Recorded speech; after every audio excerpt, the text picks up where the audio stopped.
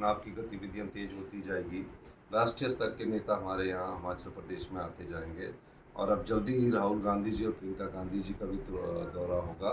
हमारे एआईसीसी के अध्यक्ष खड़गे जी का भी दौरा होगा। निश्चित तौर पर 15 महीने में हमने जनता की सेवा की है। जनता की सेवा में हम अपनी बात रख रहे हैं। और मैं ये भी कहना चाहता हूँ, भारतीय जनता पार्टी ने जनता की भावनाओं का सौदा किया। सत्ता की कुर्सी वो हथियाना चाहते थे।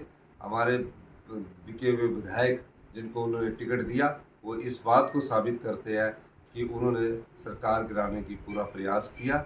जनता इसका भी जवाब 1 जून को देगी। और इन्होंने हमारी राज्यसभा की सीट चुराई है।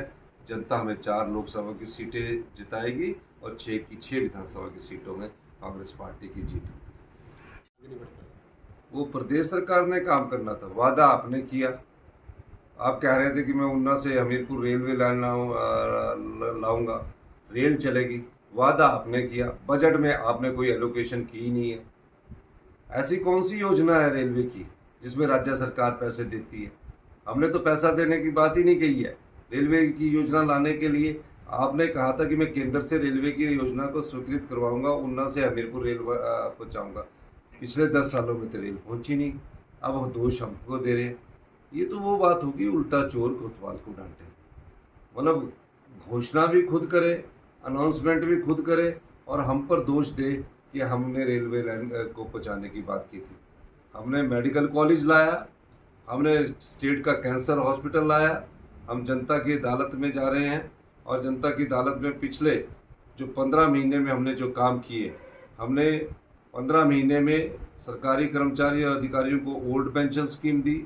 आपदा में हमने युद्ध स्तर पर काम किया। केंद्र सरकार से हमें कोई राहत नहीं मिली और जिनके घर टूटे उनको हमने 1.5 लाख से बढ़ाकर उनके घर बनाने के लिए आर्थिक सहायता 7 लाख रुपए की। जिनके आंशिक रूप से घर टूटे उनके 4,000 रुपये से बढ़ाकर हमने उन्हें 1 लाख रुपया प्रदान किया। तीसरा, हमने अपनी महिलाओं को 1,500 रुपये देने, 18 साल से ऊपर की 1,500 रुपये देने की बात की।